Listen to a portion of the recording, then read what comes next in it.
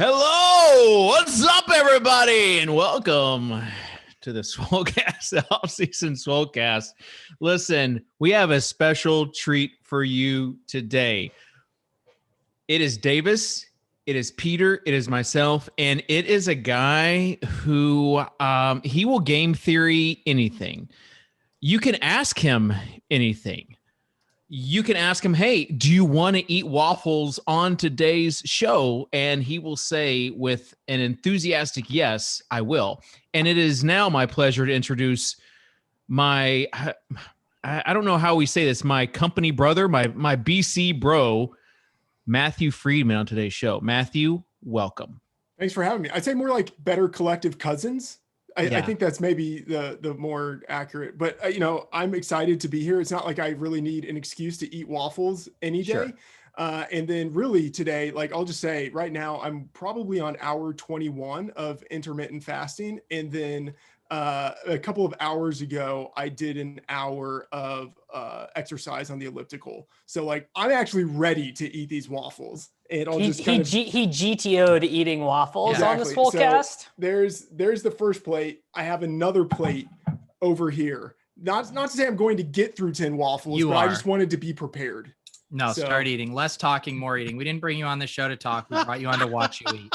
Fair enough. Just to set the stage, of course, if you were just somewhere other than Twitter last week, there was a last place bets where a guy had to spend the 24 hours in Waffle House. This is not the first time we've seen something like this, but because of this guy's commentary, it kind of took off and it took a life of its own, Pete. It did, man. It really captivated the hearts of America. I mean, New York Times came a-calling and wrote a profile piece. And clearly Matt took notice because Matt's down here thinking, how do I get some of this juice, this social media juice? And explain to us why you then did your own thread just trying to tail this phenomena. Okay, well, so we, as you say, Dave, we've seen this a couple of times. Yeah. And each time we see this, these guys just roll into Waffle House in the middle of the day. And it's like, okay, I've got 24 hours here, but easy. I'll just pack away 12, 14, 16 waffles thinking like it's going to be nothing. Like they're totally unprepared to do this. And I'm thinking, okay, if you are going to go through this challenge, by the way, I've got the waffles here. If you are going to go through the challenge, you should do it in an optimal way. So the heart of the tweet thread that I put out there was how to do the 24-hour Waffle House challenge in as optimal of a way as possible. Yeah. And, you can look at that if you want, but then at the end of it, I was thinking, you know what, like if I'm going to put this out there, I should have some skin in the game. I should actually be willing to put this theory into practice, but it's not like I'm going to go to Waffle House, sit there for 24 hours and pack away waffles just for the hell of it, as pleasant as that sounds. So I decided to say, hey, if this gets 1,000 retweets, then I'll do it. And of course, it did get 1,000 retweets. So now I'm planning this. Probably in August, I'm going to fly down to Texas because there's no Waffle House. I live in Minnesota. There's no Waffle House within hundreds of miles of Did you realize this before you wrote the thread? No, I did not. Not optimal as it turns out. But so I'm flying down to Texas to see my parents. I haven't seen them since before the pandemic. So flying down to Texas to see them. And then I will do this in my hometown Waffle House, like the Waffle House I used to frequent in high school. So I will have some home court advantage. And then the charity I'm doing this for, I'm still like coordinating with them, but it will be a local charity in the Dallas-Fort Worth area. And it's one that I was connected with when I was in college. So I actually feel really good about the process of what we're doing. And I think I actually might have a chance of being able to raise a decent chunk of money for the charity while eating waffles. And that excites me. Okay, so get to eating because we got lots of questions. First of all, these are not are these Lego My Eggos or are these Lego waffles? Generic Eggo. Okay, so what are they called? I got them at Target. So they're the Target. So I gotta say, those waffles are very easy to eat. The day that this was all going on Twitter, I was like, literally nothing in the world sounds better than some waffles. I drove to the grocery store by my house, bought a thing of Eggo waffles, bought a thing of maple syrup, and the entire giant box of like 18 waffles was gone in under 48 hours. Like they're just very easy to pack away. Guessing you're not in a weight loss bed right now, Davis. No, I've been, that's funny. I definitely have put on about 10 pounds back. My exercise has been good, but the reintroduction of carbohydrates to the diet. I actually put on my checklist for today is like find accountability group or find some way, because I got to get back. I need something else. I need the next. I just can't. It's really hard to just do my health, improve my health situation, for the cliche reasons, for my wife and kids, that is, yeah. If that, you might have a problem, Dave, if you can't get self-motivated for your wife, your family, your own longevity, your appearance on these shows. I mean, get it together, Dave. Get it together, Dave. I'm already, I think I've gained over 5 pounds, but because of everything going on, only 5. I feel like that's a huge win. Yeah, but 5 since like the day after, because remember I was like GTOing the weigh-in. Yeah, you cheated. Yeah. With like water and stuff. Yeah, but I'm still down considerably. Also for Father's Day, I got a special present from the wife. Is this safe for the show? I don't know if it is or not, because do I need to stop eating? No. Did it involve Freedman, I think you've seen enough everything. These aren't donuts or anything of that nature. These were jorts. She got me jorts because I had been I'd said I wanted some. So she got me some Lucky brand jorts, and those will be coming to a social feed. How tight are they? That's the real question with shorts. You know what? They aren't. I think it's because I've been wearing the 7-inch inseam shorts. They're not as short as I would like them to be. I would say that. You can always roll them up, but I'll speak for kind of your neighborhood and people who socialize with you. I'm sure they're long enough. Pete, have you joined the 5-inch inseam short gang for the summer? I didn't know this was a gang. Is there a hashtag I need to be using? Yeah. It's just a thing, dude. It's 5-inch inseam shorts are the move. 5-inch. Go ahead. I'm not a 5-incher. I think I'm probably more in the 7 to 8 inch range. When it's cold, there is no 8-inch. But if it's like regular temperature, I'm probably 10 to 11 inches easy.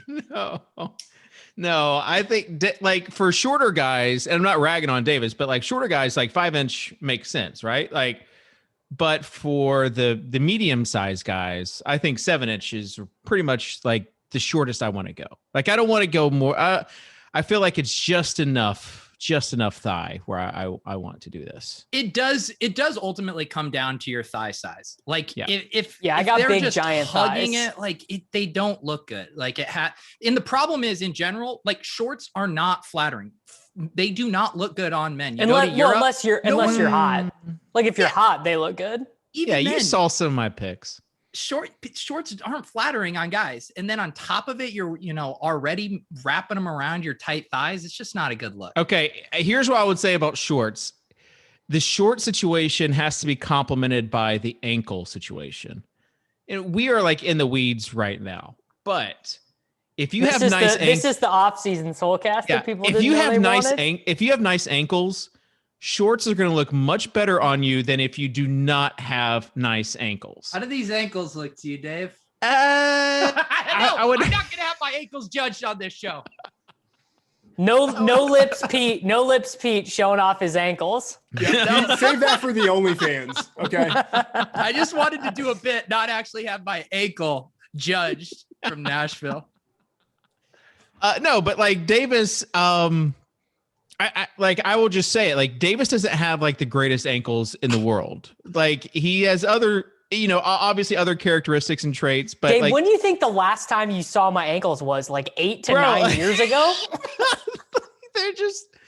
Davis's ankles have matured a lot over the years. Well, My issue is all of my strength is in my lower body, but because of skateboarding, one of my calves is like 30% large. Like my right calf is about 30% larger than my left calf. Yeah, so there's a little bit of body dysmorphia going on there. How is it that I'm eating waffles and yet I'm seeming like the most normal person on the show right now?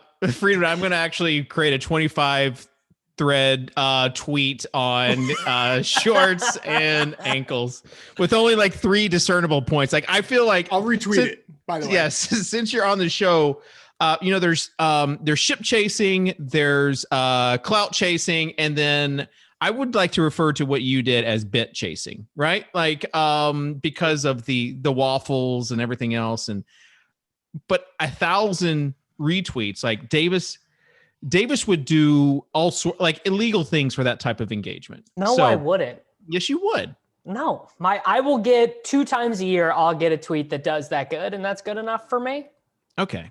All right. Davis is above tweet engagement now for whatever reason on today's show. I think it depends on how illegal it is. That would also depend on what Davis would do. So that's true, but also 1,000 retweets is different than like 10,000. Like that's a very different thing. Right. Oh. Because as Twitter continues to scale, like I remember like a decade ago, if you got like 20,000 retweets, it was like everyone on the platform had seen your tweet. But now there are tweets that get like 1.5 million faves, and like it might not hit my timeline. All right, but here's where I agree with Freedman about like the main point I thought that you made, Matt, is that you have to be in the right mindset to be like, this is 24 hours. I got to do like something. Like it's got to be a shift in your mindset, basically. Like that's where you were on things. Like it can't be like I'm going to get punished. It's like I need to have something that this is going to be like a productive use of my time. Yeah, I mean, I think that's a big part of it, the mindset of it, but then also like the preparation of your body for it. Like these guys are going in thinking they might have to do 12 to 24 hours, but they're going in the middle of the day. Like you want to go in fresh and you want to go in with an empty stomach. You just got to prepare for it. Freedman, are you like going to have your parents visit you at the Waffle House to get in like some quality time while you're doing this stunt? I don't want them to see me like that. You know, how proud of you are they going to be during this? You guys want to do dinner tonight? Yeah. I got a reservation. I think I'm going to have to go get Waffle House today.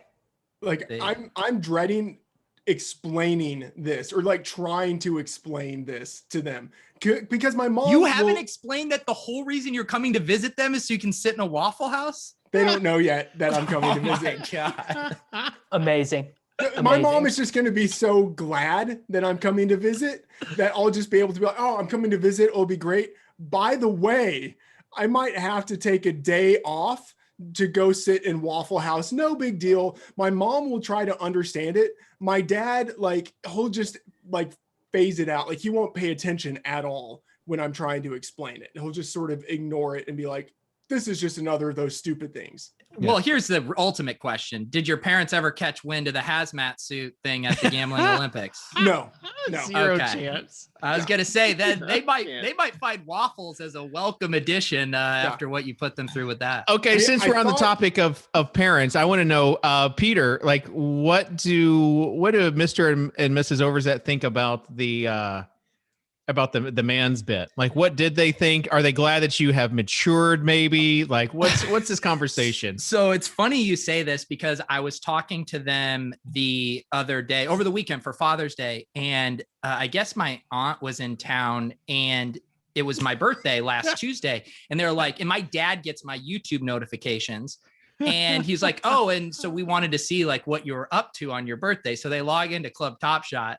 I'm just like completely hammered at the end of it. I'm like doing some like old Trump character while we're opening packs. And I just realized that was my parents' introduction to what I'm up to these days. So yeah, I don't think it's going great. That's horrible. I thought about showing up with the waffles and the hazmat suit today, but I decided I wanted to keep it clean and just go with waffles. Of course. So. How many waffles are you on right now? I'm finishing my 4th. Oh, I gotta say, if the deal of having me on the show is I have to continue to eat waffles throughout the entirety of it, I might need to slow down a little bit. Or you guys are but just waffles are just so goddamn good. You're just eating them and you're like, God, every bite of this is so good. Yeah. No, you know what it is? So in the same way that the guy who did the stunt, he could shave off an hour for every waffle, you get 5 more minutes of airtime for every waffle you eat. And so once that expires, like Devin's giving you the boot. Speaking of airtime, can we talk about Jack Miller and the video that he submitted? What was he going for? What was he going? It was the dumbest, stupidest thing I've ever. I wanted to be like, Jack, this is a good chance for you to rebound. It was so dumb and stupid. He literally didn't even get one pity fave. Like he got one favorite. Like an hour later, he said, "I can't believe I did this for one like."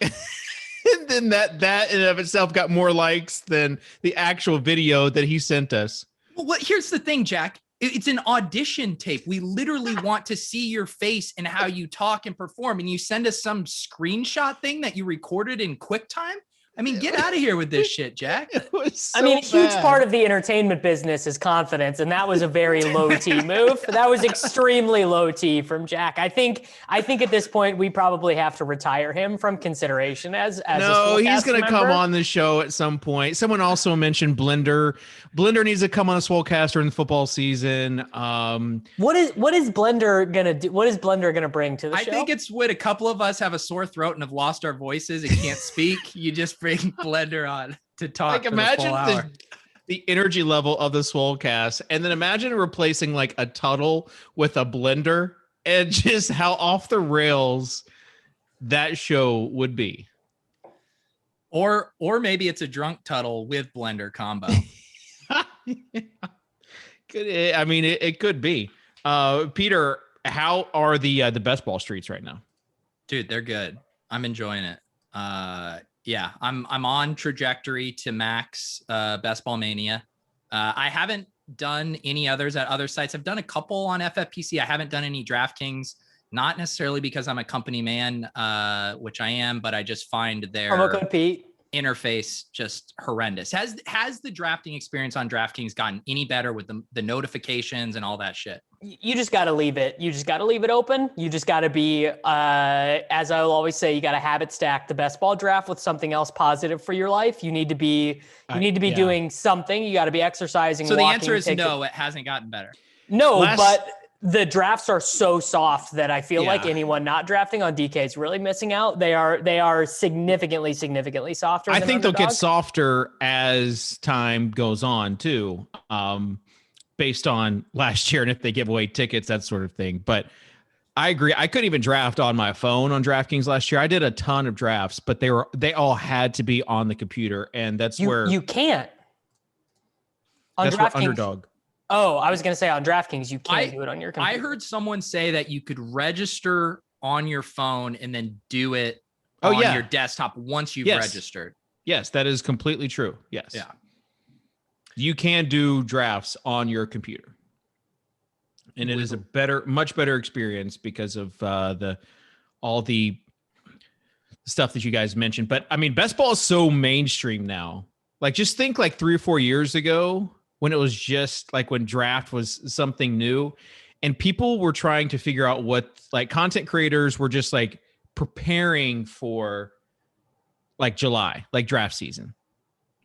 And now we have so much. We've got the obviously the Scott Fish Bowl coming up is this huge thing, but there's just nonstop fantasy stuff. And for content creators, it's great. People can quit their jobs now and literally focus solely on best ball.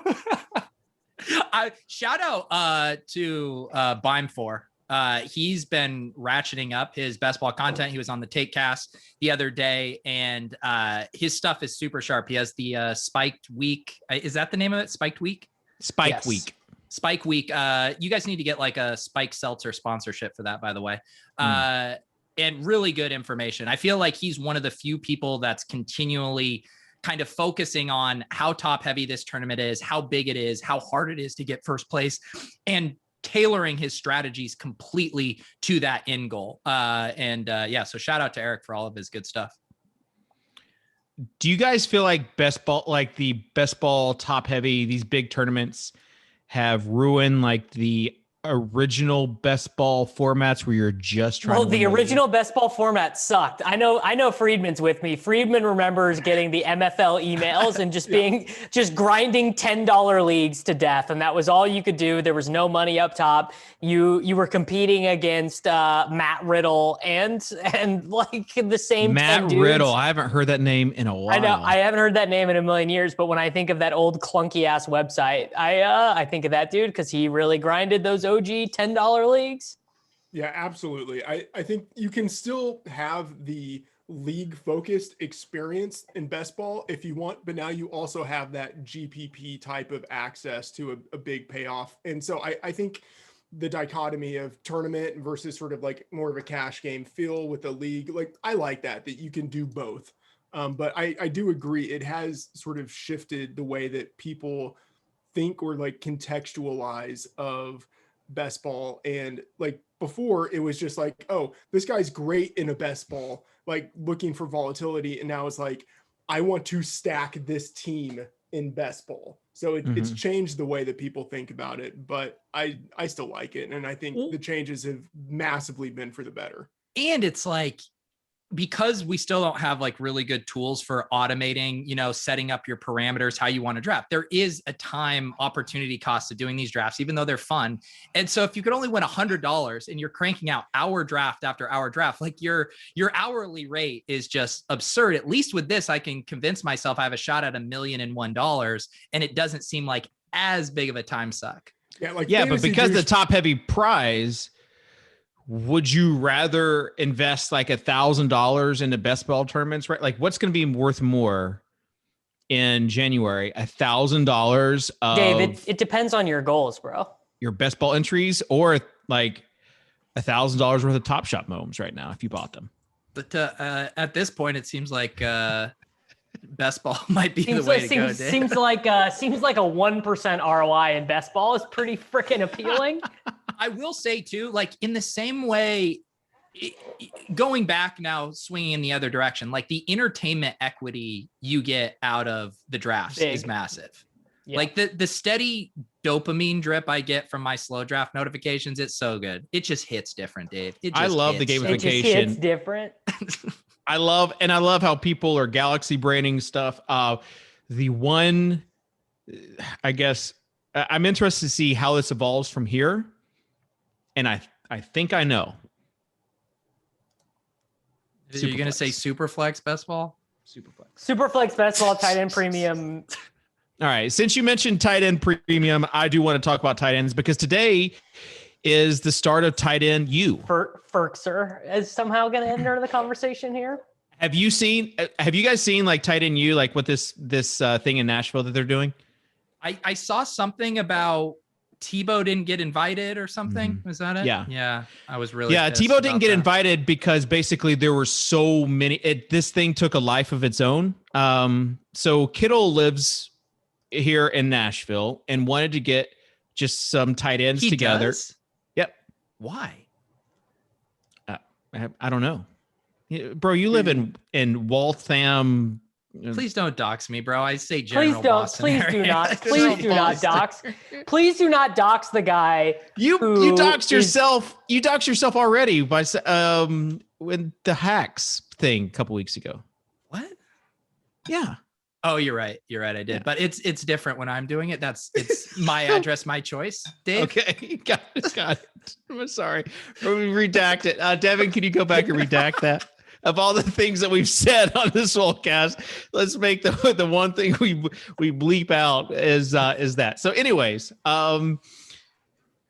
yeah. So basically all the tight ends, and then more people just want to get involved. And so now you've got like, I forget how many they said, but there's a lot of tight ends. And basically what they said is the reason why Tebow didn't get invited is because you've got people that have been, tight ends their whole life, basically.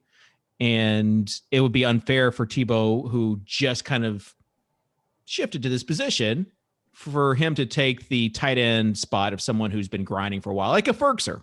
Well, if that logic is true, then I hope no former basketball players that were converted to tight end are at this camp either, because they didn't devote their entire life. Or Jordan Matthews. Did you see Jordan Matthews? Is he really at this camp? No, Freedman, I don't think he's at the camp. Freedman, I know that Freedman is on top of this with me. Yeah, I mean he's converting, and the thing is, given that he went to Vanderbilt, like I'm imagining like there's a decent chance that he actually is at this camp just through proximity. But, so he lives in Louisville because his wife is they said she's a soccer player, like for whatever the Louisville women's soccer team there is, the professional. So he hooked up with I guess the Louisville wide receivers coach or tight ends coach and has put on 30 something pounds. Do you think this is waffles? That's all like, it is for a guy like Jordan Matthews, who's known for his hands. And he basically said, like, seeing these guys out there that these like new rookies, like he knows that he cannot compete with these guys running like 4.3s and just dominating down the sideline. And so he's always been kind of a slot guy. And so he figures, why not just put on some pounds and be a tight end? Why not just eat 24 hours worth of Waffle House every week and just gain 20 pounds and just get after it? Do you think it can be done? Sure. It can be, but not by him. He's too old. He's too old for the transition. I mean, how old is he now? He's got to be like 28, 29, and that even that is not too old to make the transition. No, that even feels. I think I'm even undershooting there. I think he's probably closer to 30, but 28 or 29 at the youngest. I would say 29 for sure. I can't, like, I'm eating waffles here. What number of waffles are you on, Matt? I'm about halfway through number 8. Oh gosh. So what is there quotes from him? Is he basically saying like, I want to be inline tight end, I want to be blocking, I want to be in the trenches? Is that what he said? He already knows blocking techniques from being a wide receiver in the NFL and a blocker. And so now he's learning, like he's basically putting on weight and whatever other tight end stuff they're doing. There's no way he can hang in line. I mean, maybe a little bit, but that would just be sort of like the token. Why are you disparaging this guy who did nothing but love us? And like, what is the point, dude? I'm just saying he can't hold up in line. That's all I'm saying. J-Matt was like the original guy. Like J-Matt was like the original RotoViz guy. Yeah, we loved him. He didn't love us. He did. It wasn't his fault. He got hurt. He got like super injured early on in his career. He had like a successive chain of lower body injuries that sapped him of all of his explosiveness. Look, I still like Jordan Matthews as much as almost anyone on the planet, which is a sad thing to say. But I'm just trying to be realistic. I don't think he can put on 30 pounds and then all of a sudden be an inline tight end. Like, I think he could be an above average or average, like, move tight end, but I don't think he can like have three down. Sure. We don't need him to be Nick Boyle. Well, hang on. That's all. But someone asked, could he be in line? I'm confused. If you love him more than anyone in the world, but you don't think this is going to work out for him, in what ways are you? Yeah, apparently he doesn't really love him that much. Tough love, like realism. Come on, guys. If you have a kid who like wants to do something that the kid just can't do, you got to tell him that. You know. Is that true, Dave? Do you just tell your kids to fuck off if they can't do something? First of all, watch your language when you're talking about my kids. You just doxed your potty mouth, David. Second of all, sorry, Devin, you are legit gonna have to go back. Get my address while you're at it. So as far as the kids, like, you have to set like expectations, and that's like a totally different convo that we can have. But like, especially me, like I'm the father of 3 girls, so like there's always going to be stuff that they can't do that guys can't. Like they're never going to like dunk a basketball, but that's okay. Like they can still have fun playing basketball. They can still learn lessons playing basketball. Yeah, whoa! I don't know if I'd go that far. You're literally capping their ceiling. Why can't one of your girls dunk a basketball? I'm saying they will not be able to dunk a basketball. Some girl dad David Kitchen is. Yeah, but no, I support them. We go out there, we have fun, but like there are limitations, but there are also things that they'll be able to do that guys can't do. And so like there are, like you what, just Dave? live. Like what? What's that? Like what? Like give us some examples. Have a baby. That's one of the things that so you're saying genetically this argument is not carrying very much weight with me. This is there are limits. There are limits to what you can do, but you can still within the confines of like what you do. Like they might not be able to be they might not be able to be as good as a boy or play football, whatever, in that particular sport, but that doesn't reflect on who they are. That doesn't reflect on self-worth.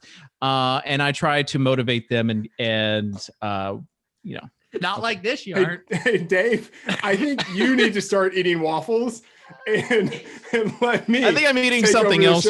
I think I'm eating something else right now.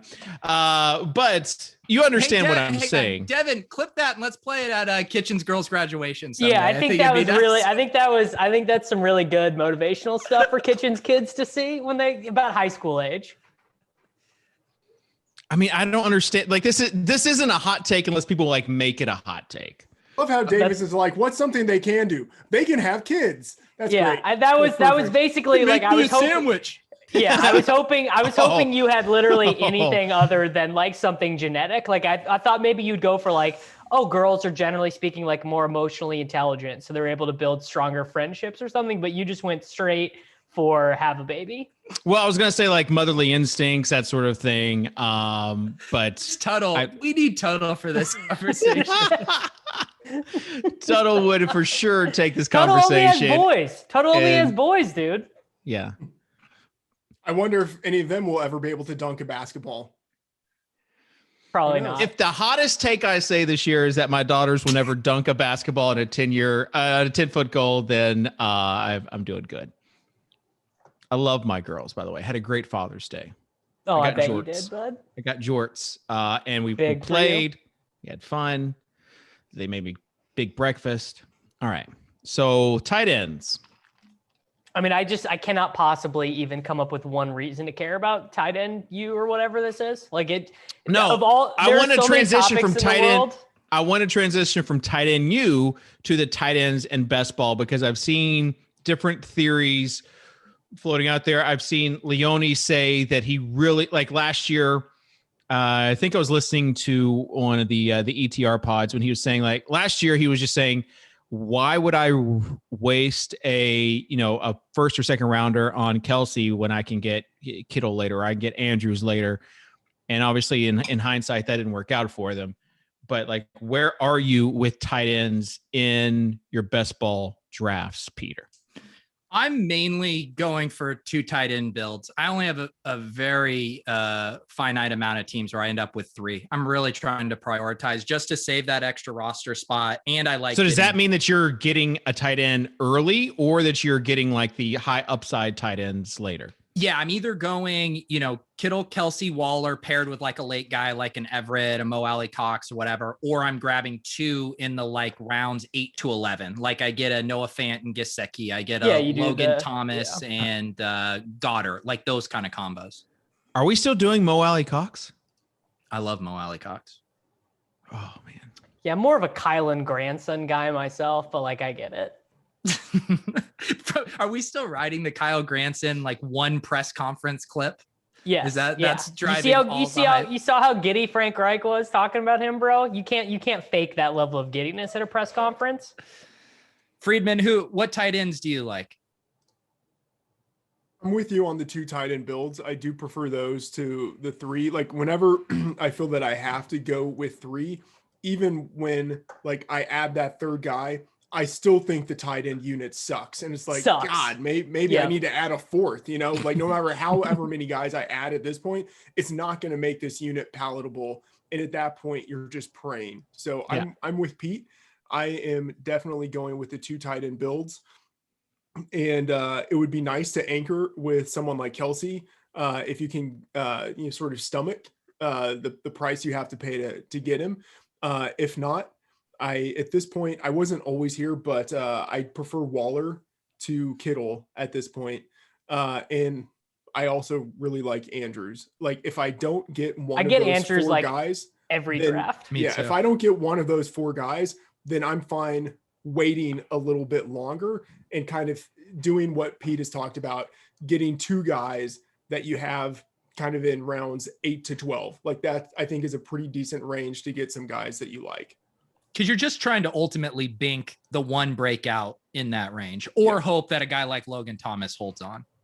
Yeah.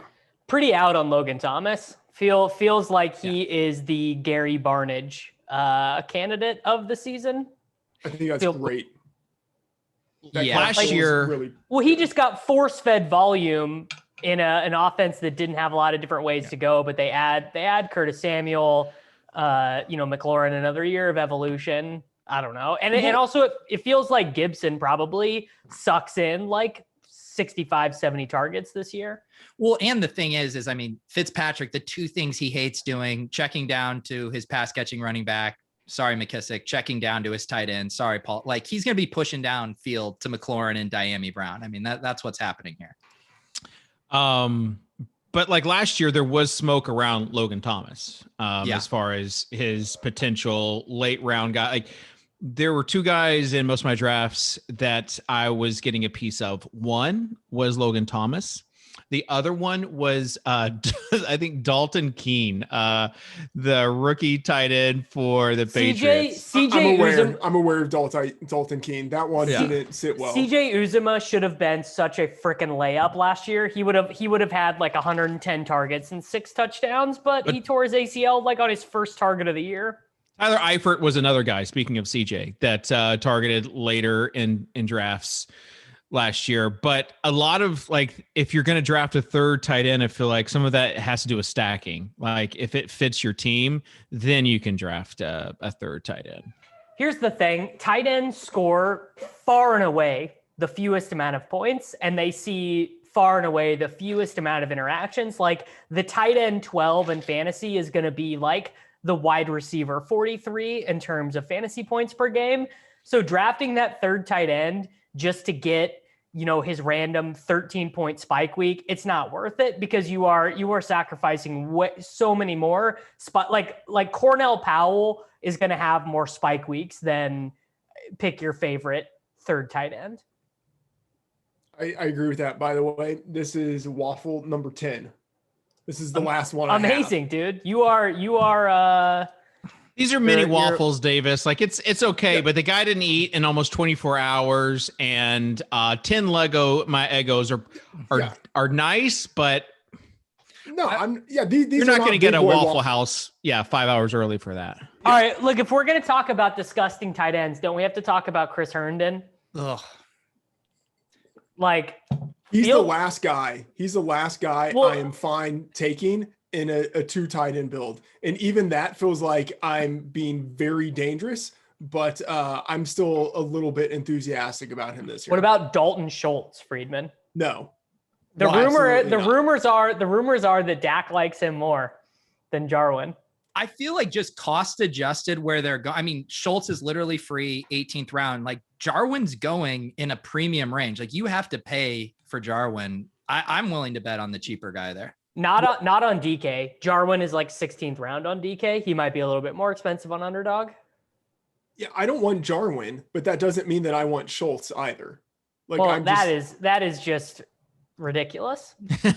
Are you a fantasy analyst or a politician? What's the possible logic there? Like Jarwin is too expensive. And Schultz, I just don't have any faith that he's going to be the guy where I would rather take him over another tight end or another wide receiver in that range where he's going. So Dallas also already has like a bunch of weapons, and then you're trying to get the backup tight end for that, Davis. Like, do you think there's a double-digit spike week for the backup tight end for the Cowboys? Well, he might not be the backup. That's what I'm saying. I'm saying there is Schultz is never, obviously he's always your second tight end. And I'm saying there is some chance that Dalton Schultz just plays ahead of Jarwin to begin with. Yeah. What other backup tight ends are you looking at, Davis? It's mostly just Schultz as the backup tight end. Does Tyler Conklin count? Zimmer is talking up Tyler Conklin. What about Zach Ertz? Does he count? Hayden Hurst might be a backup tight end if you sort of think about it. I do need to draft some Ertz because it just feels inevitable that he's going to sign with Buffalo and his ADP is going to jump like 6 rounds. That's so true. Yeah. They mentioned Tennessee as a potential spot for him as well. What about the Ferk Daddy? What? Yeah, we're going to replace the Ferk Daddy, dude? No way. I mean, listen, Titans I miss Jonnu. I really do. But they'll be fine with Ferks.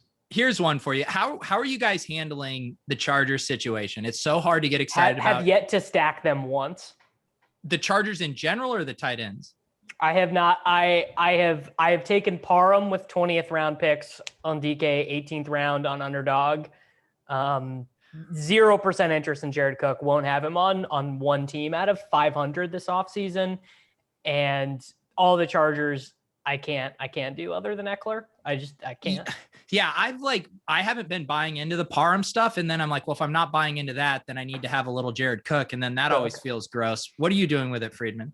It feels gross, but like, I kind of don't know what's wrong with Jared Cook. Like, I mean, I think he's going 34. to have, I knew that Davis was going to mention his age. like 34 is not all that old for a tight end. All right, clip it. Someone clip Matt saying 34 is not all that old next to Jared Cook grabbing his ankle in week 1. For a tight end, like it's not that old, you know, like I feel like for any football player, it's kind of old. Like who are some studly 34 plus year old tight All ends? right, I'm gonna run the Pro Football Focus 34-year-old season. He's drunk on waffles, guys. Okay. All right, Jason Witten, like he was still palatable when he was 34. Right, like Antonio Gates, like there are a number of Antonio Gates was coming in for like his third down, like obvious pass catching situations. I'm just saying, like tight ends, like the guys who are actually good, they can extend their careers to where it's like they're not going to be top 5 tight ends. But if Cook is going, what is his ADP right now? It's like 160. That is so low. Like 160, yeah. That is pretty low for a guy who actually has a decent shot of being like, let's say like tight end 10. Like you could see how he gets there pretty easly. I'm with you. That's my whole thing. But what is the value of a tight end 10? Like we're chasing spike. We're chasing guys who can like break out. But he's going to be a tight end 10 because he has spike weeks. So I feel like Davis is going for 0 tight end strategy this year. No, I literally take Kelsey, Kittle, Waller, Mark Andrews, and then if I don't get those guys, I take Fant and Gesicki. Well, here's a good one then to do. So Cook's going 160, Cole Kmet's going 173. Davis, are you Kmet every time there? And like literally without thinking. Like obviously Jimmy Graham is going to be carcassing around for the first 2 weeks of the season and probably catches a touchdown or whatever. But Kmet was a 3rd round pick last year, got on the field as a rookie. We know that's predictive. I also saw Adam Harstead tweet this the other day, but like tight ends, if they produce in the first couple games of the season, that tends to be more linear and predictive than at other positions. Like if wide receivers pop off in week 2, it doesn't necessarily mean anything. But like I just feel like Kmet is going to break out and do well early and then just stay up. Like I don't know. I'm pretty big on Kmet. I got big positions there. I think that's incredibly optimistic. I like Kmet in general as a prospect. And so entering his 2nd year, like all the things you said about him, like they're true. He does have the potential for a lot of good things to go his direction. But Freedman, not a believer in Justin Fields. He agrees with Salfino that his throwing motion is too long. I don't look at quarterback throwing motion at all. That's not in my wheelhouse. I'm just saying, like, there's a possibility that Fields doesn't start the season. Like he's not. Andy Dalton is going to be thrown to the Wolves week 1 for the Rams, and then Fields is going to come in. So I'm just saying, like, you know, Dalton maybe hangs on longer than we anticipate. Maybe Fields does start the season, but it's a rough transition. Maybe they're running the ball a little bit more to protect the rookie quarterback. And that just means fewer targets overall for the offense, and a lot of targets still going to Robinson, targets still going to Jimmy Graham for some unknown reason.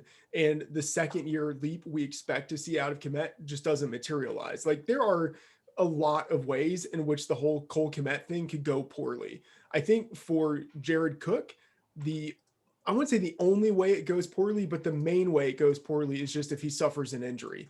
But if he's healthy, let's say 15, 16 games, like, you have a pretty good sense of what he's going to do across that time. Do you guys want some elite tight end one?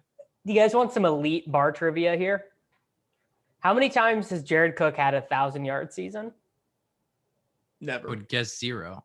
Never had, and only one season with more than 2 seasons with more than 5 touchdowns.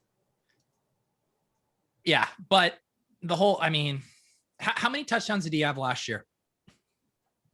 7 on 60 targets. So, and what did he finish last year? I feel like what he did last year is probably tight end 12. Yeah, I feel like that's probably his median outcome this year, with a little bit more meat on the bone if he falls into the end zone a couple more times. And what about how many games did he miss last year? 2? Listen. Well, I know he missed. Can we move on from the Jared Cook? Because of the Adam Troutman week. You wanted to talk tight ends, Kitchen. No, I didn't think we'd spend 15 minutes on Jared Cook. I was thinking more like the sexier tight ends. Okay, give us a sexy name, Kitchen. Okay, you talked about Jeff Swaim season. Gerald, you talked about Gerald Everett, but also Jacob Harris. Any smoke to that fire? Yeah, Sean wrote about him. Sean Siegel today in Rotoviz. Get him in all your dynasty leagues. I hadn't heard anyone talk about him. I don't think he was talking about him in a redraft context. Yeah. What, Davis? Oh, Davis wants some credibility right now. Yeah. Well, I'm getting you back because I just on my name. I just was listening to your interview with Alex Goldstein, the Bitcoin guy, and you tried to take credit for my fantasy idea that we had. I absolutely did not. I said we. No, you did. Said we. I absolutely said we. Roll back the tape. No, check the tape, Devin. I will bet you any amount of money you want, because I almost fired a tweet off right away. If I didn't, I waited an hour to if I didn't, that is a legitimate apology, because it was your idea.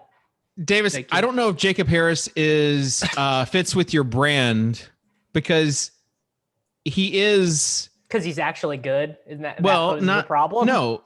Do you know how old he is? He's like 26. Yeah, he's super old. He was like 24 a 24 prospect. But he transitioned. He's doing the reverse. He's transitioning from wide receiver to tight end. He's basically Jordan Matthews. Jordan Matthews. Yeah.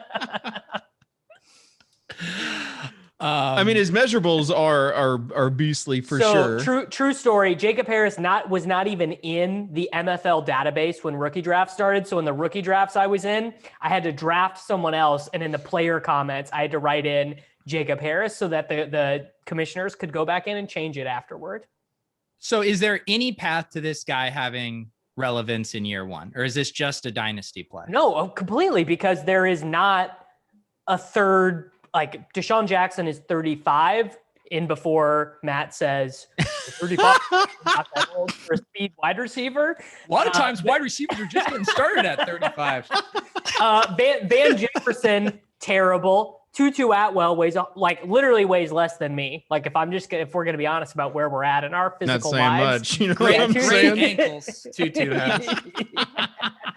And then you're talking about guys like Nishimba Webster or Bryson Hopkins. Like, it literally, he could just be on the field like week 4.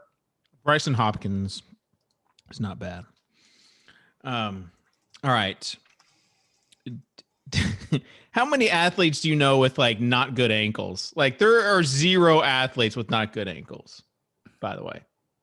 That should be a thing you look at. I mean, athlete, that's actually not true. Athlete ankles are going to be super beat up all the time, because that's a spot that gets injured very easily. It's not about like if you twist them or not. It's about the shape of them. Well, they get gnarled. Like, my ankles have scabs and bruises all over them 100% of the time. Davis, can we see your ankle real quick? No, I'm not putting my. What do you think? Waffles. Yeah. What do you think? What do you think is happening here? You think I'm Peter Overzet and I'm going to hop out of a trash can for you?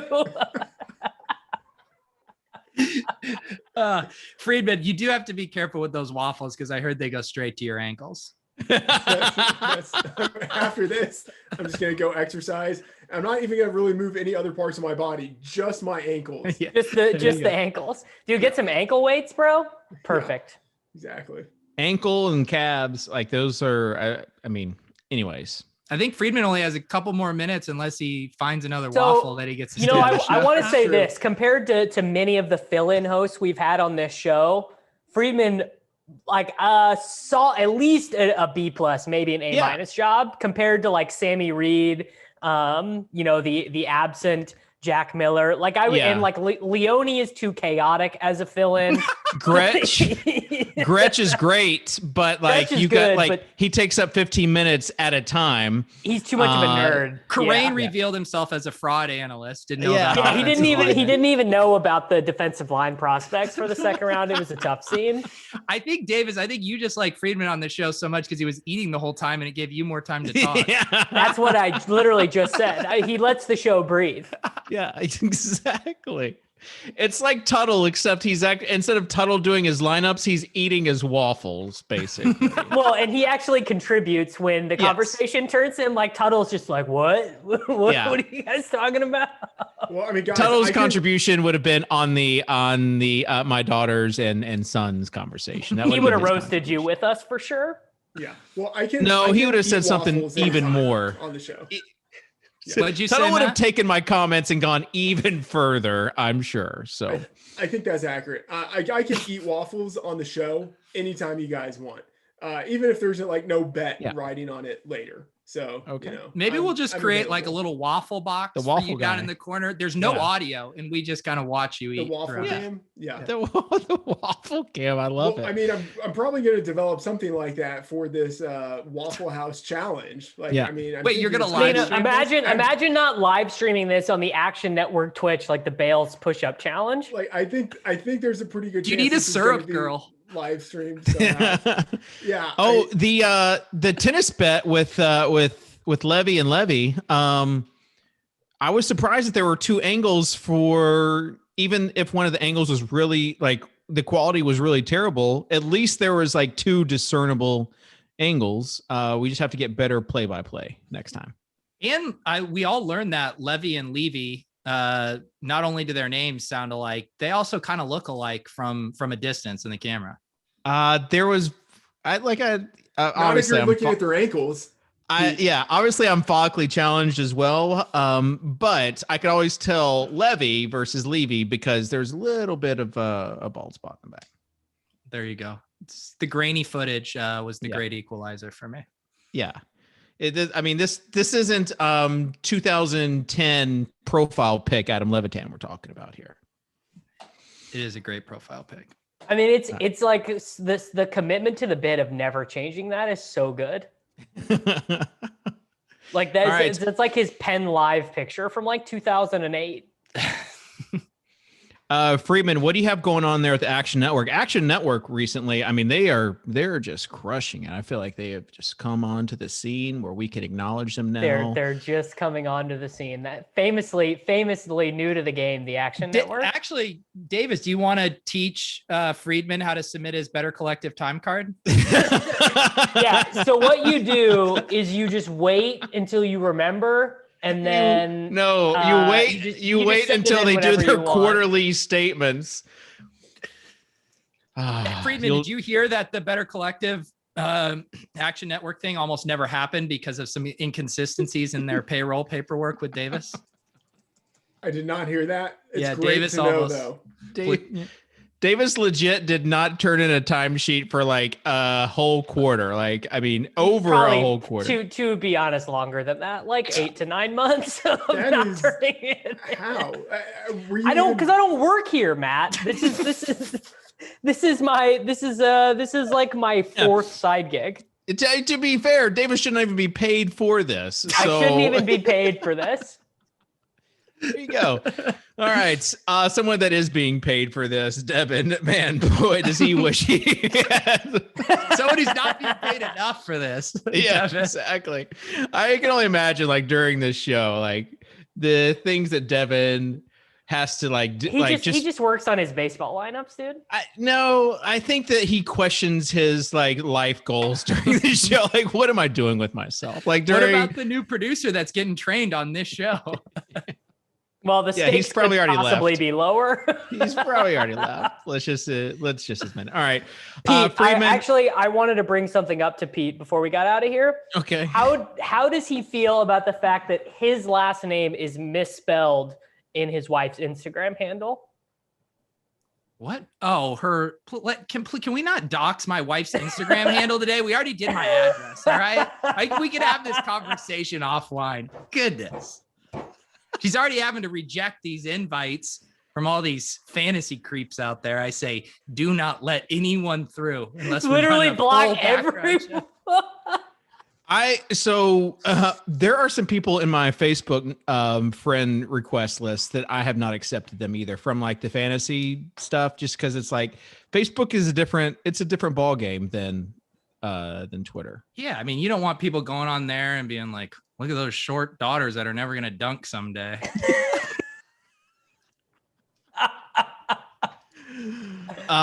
Literally my oldest is faster than all the boys in her class. So that's why I didn't say like, you're never going to be running as fast as them, because I do tell her like, you are the fastest kid in your class. You should dominate. Great that we're still talking about this though. Well, that's what we do on the show. We take a bit and then we want to run it into the ground until there's no life left in it. So Freedman, thank you for joining the Swolecast. I feel like this is a big step up for the show in our quest to get Darren Rovell as a regular guest on the show. Never Davis. happening. Why Yes, not? it is, Davis. It'd be good for the show. Cannot possibly Davis. have Rovell on this show. Oh man, we could. Well, we can't have Rovell on the show because he said yesterday, you can't, people who are into crypto and people who are not into crypto, they can't even have dinner together because they don't agree on anything. Yeah. We Well, get Davis- along with Tuttle, and he's the biggest Top Shot bear we know. Yeah. But Tuttle, I don't believe Tuttle is a no coiner. Yeah, I think he is. He's a no coiner. He's a physical. There are like the balance of the show is it goes from like Tuttle being a cardboard guy to me being like pretty much just NFT guy. To NFT. Put baby in a corner. Yeah, and then Peter is like a mixture of both, and then Davis is just Bitcoin, like just. Don't shut the. Oh, get out of here, dude! I'm That's so how sick of trigger you. Davis more than anything. Call him a Bitcoin maxi. He is a Bitcoin maxi. Literally does trigger me so much. What, Davis? What is before we leave? What are the big ETH projects that you are on right now? I mean, I have a yield swap going with Uniswap V3. Yeah. That's it. I guarantee I own more Ethereum than you do. As of right now, that is absolutely true. But as soon as some of these projects get liquid, watch out. So I want to know, Davis, do you have any NFTs though right now? I mean, Top Shots are NFTs. Yeah, other than Top Shot. No, because I would rather own Ethereum than most NFTs. I mean, I'd rather own a Punk or fractionally own a Punk than Ethereum, but those are out of reach. Or a Bored Ape. I have no interest in said things. Okay. Sounds like Kitchen doesn't either. You sold all yours, Kitchen? Yeah, No, what a paper hander. I still have them, but I did sell on the way up. And boy, does that feel good seeing some of these prices that are going now. Still have the 2021, but this week I'm going to sell the 2021 and then get another one that I've had my eye on. Yeah, I saw you were doing this private sale through the DMs. Did you find a buyer? There's been a couple DMs, but we might have to do an auction. 10 So ETH not minimum. enough DMs, apparently. No, there's not. Well, I only like there. Anyways, we might have to have an auction with a 10 ETH minimum just to own. Just to own Davis, basically. Well, if you're looking for someone who knows how to do a good NFT auction, Mans, is available for the right price. Oh yeah, we should just set it up where we auction off the price of one of my Mans coins, and then with the purchase of that Mans coin, you get Bored Ape 2021 and Bored Ape Kennel Club 2021. Yeah, if you're trying to move a project, I think associating Mans coin with it is the way to go. I mean, one of the true NFTs, just really dedicated to the Ethereum protocol. Yeah. Really like it. All Kitchen, right. what are your thoughts on EIP 1559? Man, tomorrow. Tomorrow is the big day as far as like the London, and then we got next week. There's a couple more coming on board, and then I think it's gonna take off. I've seen a little bit of inconsistencies about as far as, is this going to really save on gas, that sort of thing with 1559. I gotta ask Freedman. Freedman, are you still a no coiner? No, I was never a no coiner. I was just sort of like a naive moron, more or less. But like, well, that's Davis. Hey, buddy, been there. I have a rather small Bitcoin and Ethereum position. So glad you said the last part of that. Devin, please name this episode EIP 1559 and Jared Cook. I think that would be great for I think clickbait. Clickbait on that. I agree. Pretty ideal. All right. ETH to the moon. The flippening happening sooner than later. Davis. The flippening. Sure. Yeah. The charts Davis, are looking wrecked. good for the flippening. Get wrecked. Get wrecked. All right. Peter has to go do one of his other shows, I'm sure. Guys, thanks for being on the show with us. Thanks for everyone that is still tuned in. Shout out to Devin for producing the show, and to the new producer. Devin, just go ahead and Steve. Yes, new producer Steve. Just go have him edit the show, edit all the comments that were doxed. We'll see you guys next time here on the Swolecast on RotoGrinders.com.